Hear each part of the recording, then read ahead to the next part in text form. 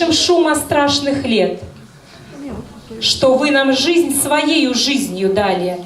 Дай Бог вам, ветераны, долгих лет. Ветеран Северного флота Ахат Мухамедов.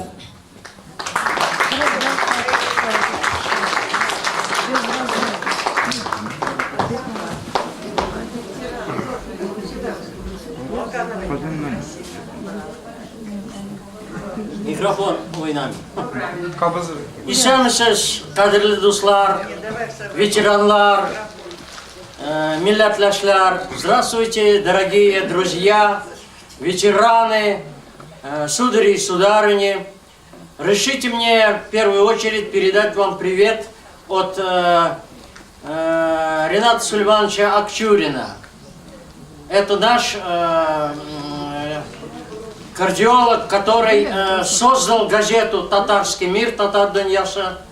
И когда я ему сказал, что вот я пойду на мероприятие, посвященное ветеранам, он попросил передать от него привет. А недавно ему исполнилось 70 лет, 2 апреля. А я написал стихотворение, посвященное врачам. Там на его юбилей я прочитал, а вот здесь была песня, посвященная медикам. Есть у нас медики здесь? Есть. Значит, я вам это стихотворение сейчас прочитаю. Каждый, конечно, знает истину без прикрас. Нас руки врача спасают в жизни 1000 раз. Верим ему, как прежде, с поклоном идем и с мольбой. И каждый идет с надеждой, здоровый или больной. Пусть светят ясные мысли после бед и удач. Первый для нас Всевышний, второй после Бога врач.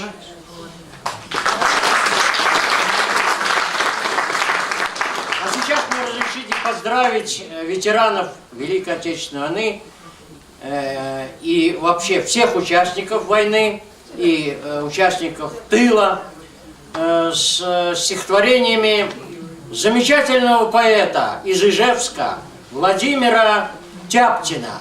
Он был близким другом нашего знаменитого конструктора оружия стрелкового Михаила Тимофеевича Калашникова. Так вот, он посвятил эти стихотворения, а он моложе меня, значит, этот Володя Тяптин, но был другом моей тетушки, которая также воевала на фронте. Мой отец сражался в Сталинграде и прошел его кромешный ад. Я теперь храню его награды, в их числе медаль за Сталинград. Никогда он не сорил словами, о войне ни слова не сказал, только ночью скрежетал зубами, да во сне отчаянно кричал: «Танки подкалиберным! Ребята, заряжай!» Хрипел он точно конь: «Бей прямой наводкою проклятых! По врагу, за родину, огонь!» Так всю ночь он бил фашистских гадов, и к утру я знал, что в том бою стойкие советские солдаты отстояли родину свою. Я всегда достану в день победы и медаль, и ордена отца. Пусть посмотрит внук, каким у деда был отец до смертного конца. А когда мое настанет время, пусть мой внук хранит их точно клад. Ордена, добытые в сражениях, и медаль за славный Сталинград.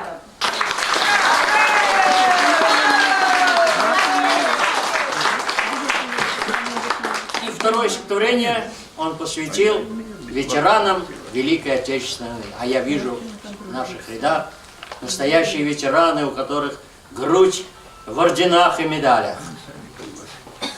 Ветераны далекой войны, вы сегодня опять как в атаке. Развязали язык болтуны, что ваш подвиг лишь текст на бумаге. Что, мол, это была за война? Все потери одни, да просчеты, клеветы, небывалая волна сводит с вами позорные счеты. Так бывало в России не раз. Ложь повсюду из нор выползала, закрывая свет солнца от глаз. Только правда всегда побеждала. Разберется народ, что к чему, и какие нам праздновать даты. Не отнять, не убить никому вашу доблесть и славу, солдаты. Вы страну отстояли в огне, заслонили собою планету. Оттого этот подвиг вдвойне. До земли вам поклон всем за это.